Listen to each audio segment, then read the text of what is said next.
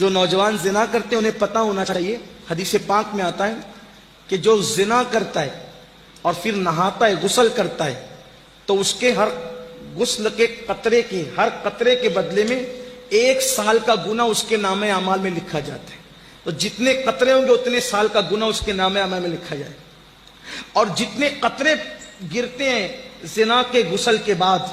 اس سے شیاطین پیدا ہوتے ہیں، وہ سارے شیاطین قیامت تک پاپ کریں گے، اور ان سب کے پاپ کا عذاب اس کے سر ڈالا جائے گا جس کے زنا کے غسل سے وہ شیاطین پیدا ہو۔ اور دوسری طرف حدیث پاک میں آتا ہے کہ جو نکاح کرتا ہے اور نکاح کرنے کے بعد جائز ملاقات بیوی سے کرتا ہے اور پھر غسل کرتا ہے،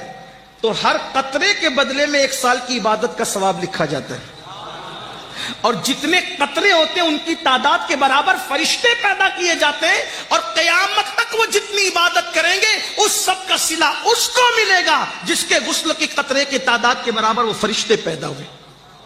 بہت سستا سودا ہے، اس لیے نکاح کرو۔ اور نکاح کی ضرورت ہے، میں اپنے بڑوں سے معافی مانگتے دیکھو، نکاح کی اگر ضرورت ہے گھٹ گھٹ کے نہیں رہنا گھر میں، اپنے ماں باپ کے کان میں کہہ دینا میری شادی کر دو، یہ کوئی بری بات نہیں۔ چھپ کے زنا کرنے سے اچھا ہے، چھپ کے زنا کرنے سے اچھا ہے کہ ماں باپ کے کان میں خود نہیں کہہ سکتے، بھابھیوں سے کہلوا دو، بھائیوں سے کہلوا دو، دوستوں سے کہلوا دو میری شادی کر دو، یہ کوئی گناہ نہیں۔ کچھ لوگ کہتے ہیں شرم آئے گی، اگر کوئی نوجوان کہتے میری شادی کر دو تو عورتیں باتیں کرتی اللہ اس کو کیا ہو گیا، یہ پاگل تو نہیں ہو گیا، یہ ہمارے خاندان کی روایت تھی، اتنا بدبخت نکلا، اتنا مجرم نکلا، اتنا گندا نکلا، کہہ رہا میری شادی کر دو۔ میری بہن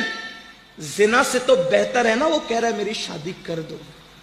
میں اپنے جوانوں کے ساتھ ہوں، میں تمہارے ساتھ، کہو اپنے ماں باپ سے، اور ماں باپ سے کہتا ہوں میرے بھائی اس سے پہلے کہ تیرے بچے تجھ سے کہے میری شادی کر دو تجھے کر دینا چاہیے۔ ہاں کچھ لوگ کہتے ہیں مولانا کھلائیں گے کیا؟ میں نے کہا اللہ رزاق ہے، جو مرغیوں کو بھوکا نہیں رکھتا وہ تیری بہو کو کب بھوکا رکھے گا؟ اور جس رسول نے فرمایا صلی اللہ علیہ وآلہ وسلم کہ نکاح کرو مالدار ہو جاؤ، میرا تجربہ ہے جس نے بھی نکاح کیا وہ مالدار ہوا، شرط یہ کہ گناہ چھوڑ دے نکاح کے بعد۔ ہاں اور بیٹیوں سے بھی کہتا ہوں، بیٹیوں سے بھی کہتا ہوں کہ اگر ان کو یہ حاجت ہو کہ ان کا نکاح ہونا چاہیے تو وہ کسی کا ہاتھ پکڑ کر بھاگنے کی بجائے وہ شرافت کے ساتھ اپنی ماں کے کان میں کہہ دے کہ میری شادی کر دیجیے،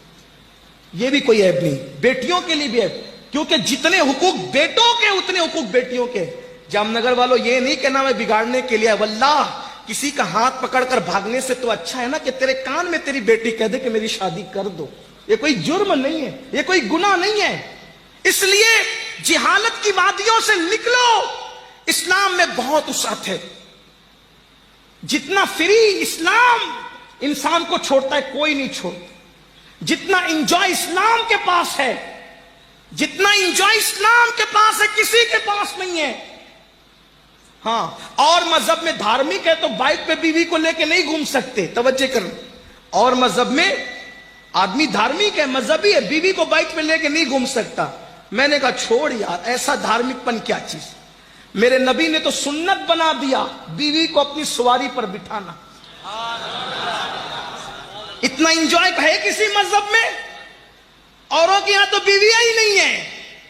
اسی لیے سفید داڑھی ہونے کے بعد بھی زنا کے جرم میں لوگ جیل کی سزائیں کاٹتے ہیں۔ ہمارے یہاں تو الحمدللہ نکاح سنت ہے، نکاح عبادت ہے، نکاح مذہب کا حکم ہے، نکاح پسندیدہ ہے۔ نکاح کرنے سے ارے یہ کیا ثواب کم ہے کہ جتنے غسل کے قطرے اتنے سال کی عبادت، ذرا کاؤنٹ تو کر لو۔